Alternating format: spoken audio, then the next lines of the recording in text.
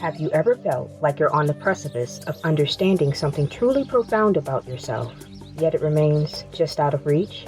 That's where Jeffrey Brunk comes in, a shamanic healer, Usui Reiki master, and spiritual counselor who will share his wisdom and understanding of the delicate balance of light and shadow. Explore the unseen realms with Jeffrey as your guide, one who has traversed these paths, facing his own wounds to emerge as an everyday shaman. Jeffrey's journey through shamanic practice, shadow work, and energy healing unveils the intricate ways in which these forces shape our physical, spiritual, and emotional well-being. Whether you're taking the initial steps towards inner betterment or you're further along on your path, there is something within this podcast that will resonate with you. Delve into the essence of what it means to navigate life's challenges with an everyday shaman's insight and discover the joy and purpose that can be found even in chaos. Join the Everyday Shaman in an extraordinary journey in which we will explore topics that could very well change the way you perceive the dance of light and shadow in your life and the world around you. A journey to greater self-awareness and the unseen world around us. Welcome to the Everyday Shaman. So, hello everyone, and welcome back to another episode of the Everyday Shaman. I am Jeffrey Brunk, your host, and I'm glad to have you here. It's been a while since I've been here. A lot has gone on since the last podcast, and the world seems to be going to hell in a handbasket, doesn't it, for a lot of people? I know I have seen it quite a bit, the craziness, and I'm not just talking about the election and the outcome of the election, and this is not a political podcast episode in any sense of the word. Well, and I guess in a sense it is, in a way, but there's a lot to be taken away from what has happened in the last few months, or the last month and a half, since the election. There were surprises, but there were surprises in a lot of ways, not just the outcome of the election, but what has happened after the election, and I think it's important that we take a look at that, because I know that there has been a lot of divisiveness, especially amongst, call it, whether it be red, blue, right, left, Democrat, Republican, blah, blah, blah, whatever it is. But it's within families, and it's drawn out things within people that really just chap my butt because it's stupid. It really is stupid to see the divisiveness within families because someone has voted for this person versus this person, whether they have a good reason or not, which is another issue we'll get to, is basically irrelevant. It really chaps me because I'm looking at this, people that I know, and I'm reading about it in other families, people that decided, hey, I'm not going to invite so-and-so to Thanksgiving, or I'm not even going to have a family Thanksgiving because my nephew or my son or my niece or daughter-in-law, whoever it might be, voted for one person or another. So there's anger there, and it's stupid. And I'm going to tell you why I say that, because I know I'm not the only one in this position, but to come from a place of having lost well, in my case, pretty much all of my family, thank God I still have my sister left, and having estranged children and having nothing left, and then seeing what previously were cohesive, close, tightly knit families just ripped apart because of something as ridiculous as a freaking election just is crazy. But what that does is it exposes something that's even deeper. And I'm not talking specifically about fear, which is part of it, but when you look at either side, in any situation, there is something that draws someone, and I'm going to use the election as an example because it's a polarizing thing, and it's going to be a polarizing thing for quite a while. But in the case of the election, one person was spouting one thing that they were going to do, another they're going to do. Basically, all politicians are salesmen. Just a step above used car salesmen, and I apologize to used car salesmen. But really, they'll say anything to get elected. They'll say anything to get what they want, to be where they want to be. And people will follow. They will just freaking blindly follow. And in the case of what happened in November, they'll follow based on one particular point. And the points of this past election were immigration or the economy, the typical things. Yet Neither side spoke anything about what plans there were. So individuals follow because, oh, okay, the stock market's going to do well. I'm going to make money. It's an ego choice. Or we're getting rid of immigrants. There's fear-mongering. Or we're going to do everything for you. We're going to fix all the problems. It's never happened. It never will. But people believe and they go with it. And so it was so polarized this past November that seeing it within my own extended family was enraging. And I had to catch myself several times. And I call it going dark, knowing that to do so is really to inflict harm upon myself. Because when you get down to it, we are all connected, whether it's to someone in the White House or someone down the street or someone in the family. You need to accept people for who they are. Everyone needs to accept others for who they are, despite their flaws, no matter how big. That doesn't mean you have to like them. Doesn't mean you have to like what they do, but you accept them because being connected, there's the ripple effect. What you put out there in negativity or in positivity comes back to you. And to see the negativity that has been spewed by people that I thought I knew and people that I've read about who thought they knew the people for years, family members, friends, coworkers, and suddenly because of something as inane as a freaking election, they separate themselves. And I have had a very difficult time wrapping my head around it. But what it comes down to is not who is in the White House or who is in the Senate or who is in Congress or who runs a freaking corporation. It comes down to an individual belief, which is not a truth necessarily. A belief is like a wish. It's what you make it. And it's, I guess, a notch up from an opinion. So we live in a time where everyone's opinion is right.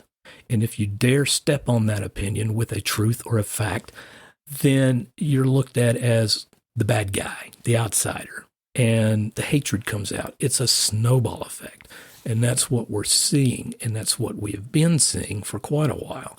And it's getting worse, and it's going to only get worse until we collectively, no, until we individually and then collectively recognize within ourselves, okay, why am I so angry? Is it worth it to be angry at someone I love, someone that is a family member, my kids, my spouse, my in-laws, whatever?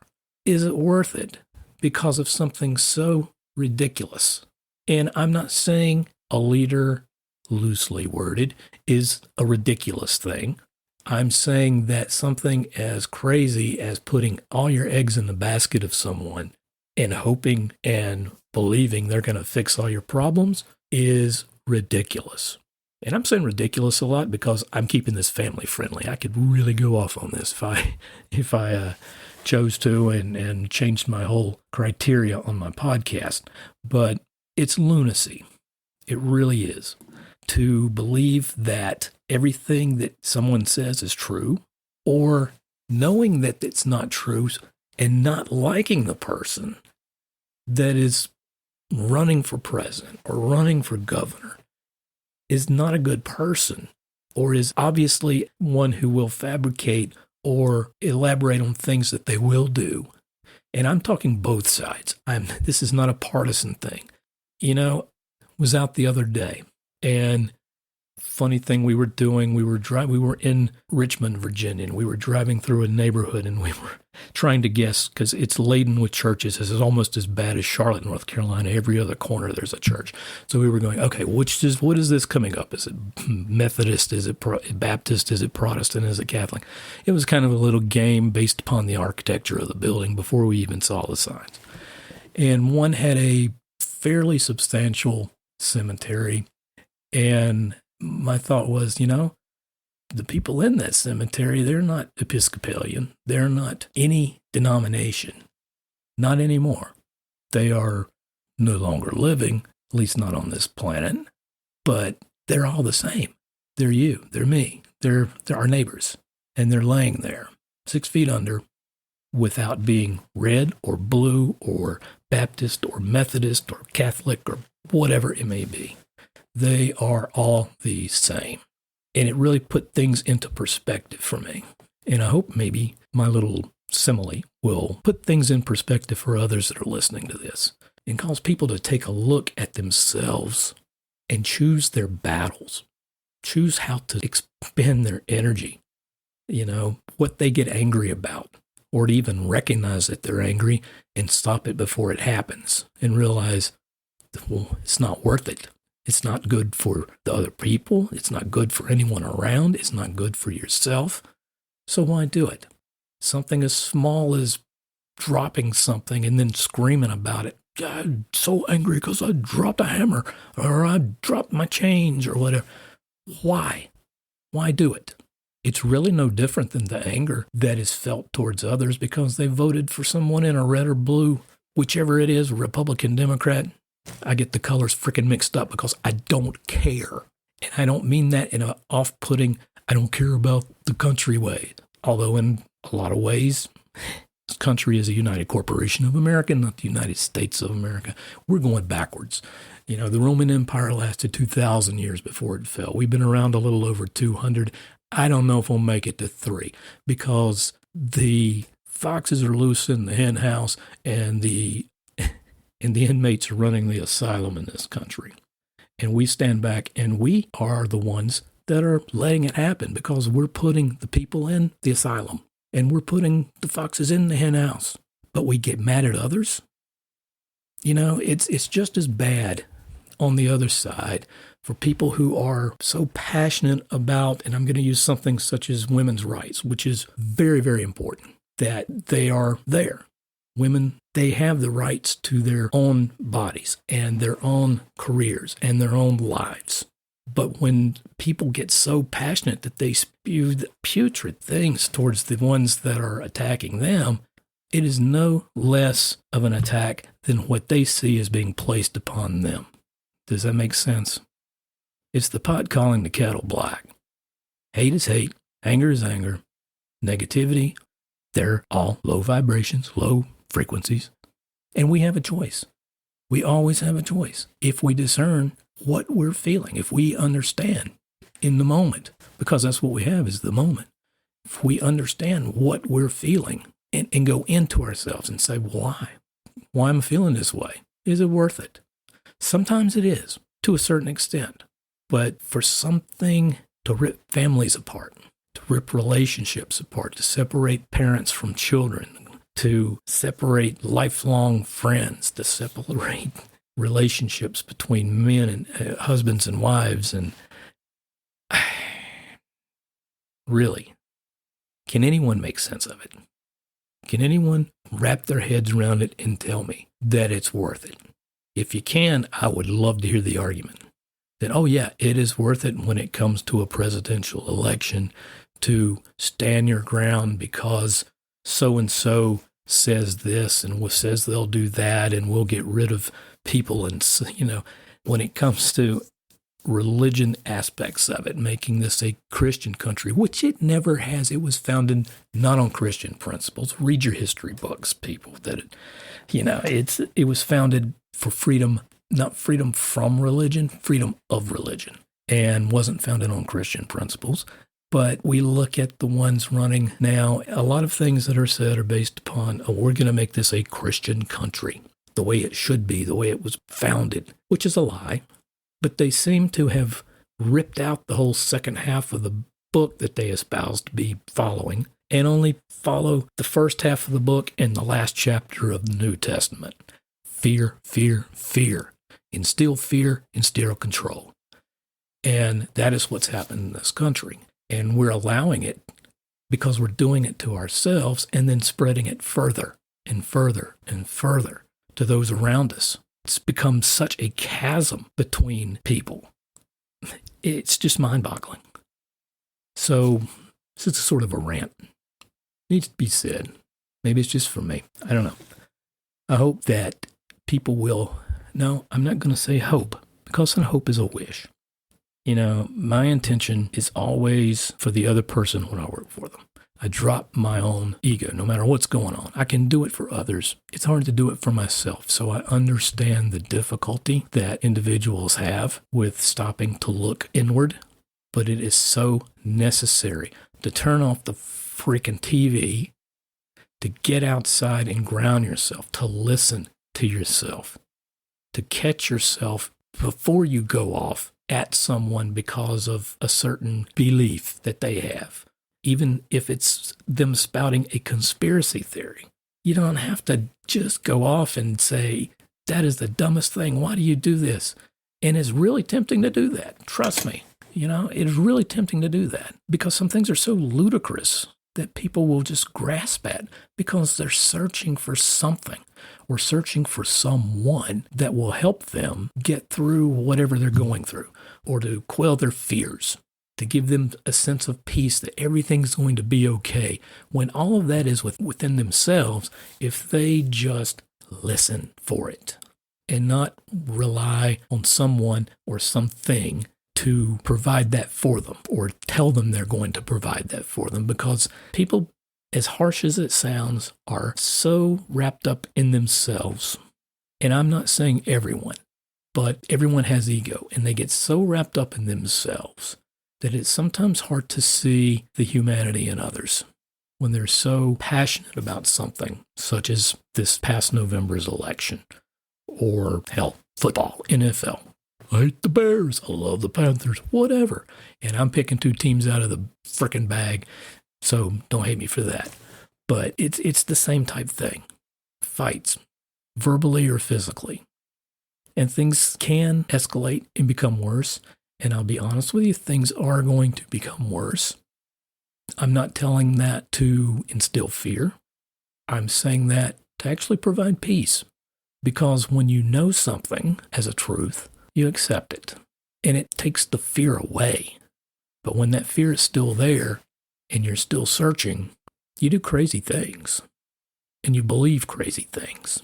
It's not the same as knowing, because knowing is not the same as believing or hoping or wishing. Those are man-made constructs or societal constructs or religious constructs or even governmental constructs. Knowing is a basic human, spiritual, divine aspect of ourselves, and we have those answers if we listen. So as we head into the Christmas season, which is here as I'm recording this in just a few days, don't go in looking for fights. Don't put off your plans. Don't avoid family just because of something as inane as, oh, I voted for so-and-so, and you voted for the other person. Because as harsh as it sounds, it's just freaking stupid. It really is. There will come a day when you'll regret that. When you'll regret things that were said over something so ridiculous, something so petty compared to a greater picture of what is there now. In that moment, you have a spouse or a significant other or a family or children and love or acceptance. Why throw that away over the economy is going to be great if I put this person in office? That's one example. That's not going to last. And help me with this one too. We are a country of immigrants. We're all freaking immigrants. And I would love to get a take on this from a Native American. You don't see an uprising and them fighting each other. We took a country. We're all immigrants, right? Don't say no, because if you say no, you really need to read a freaking history book that is written in truth, not something that's seen on TV. It's not a John Wayne type scenario here. We stole, as Europeans, a whole freaking country and took it for ourselves and then nearly wiped out a lot of the natural resources and habitat, a lot of times just for fun. So, love the people you're with. Think for yourself and look at what you have, not what you're promised by someone who really doesn't care about you or know about you. Look at what you have, and then look at what you have inside, and listen to that. Spirited discussions are great. You learn from those. But discussions to cause division based upon a crazy belief or a crazy following and not listening is insanity. Anyhow, I guess I have probably alienated quite a few people, and if I have, so be it. Think for yourselves. Listen to your heart, not your head. The moment is all you got, and the people in it, in that moment, are what you've got. Make the most of it. Make the most of the relationships you have. Don't throw them away. You will regret it. Trust me. Strap in for the ride. So anyway, I'm going to wrap up this podcast, and thank you for joining me. Thank you for staying with me and being patient as I kind of went off a little bit there, but it needed to be said. And I want to wish everyone a Merry Christmas, Happy Holidays, Christmas Kwanzaa, Shalom, everything that's out there, tree hugging, pagan, we're all the same. Enjoy the time together. And I wish everyone a happy, safe New Year. Hopefully it's a good one. And I hope to have you back with me soon. Thanks for joining me. Take care of yourselves. Peace. Thank you for listening to this episode of The Everyday Shaman. Please join me each week as we will explore new topics that I hope will inspire, educate, astound, and possibly confound listeners. If you have topic suggestions, if anything in this episode resonated with you, or you care to be a guest, I'd love to hear from you. You can contact me through my website, www.everydayshaman.net, or email me at jeffreybrunk@everydayshaman.net. You can also find my personal memoir, The Everyday Shaman, One Man's Journey into the Miraculous, on my website and on Amazon.com.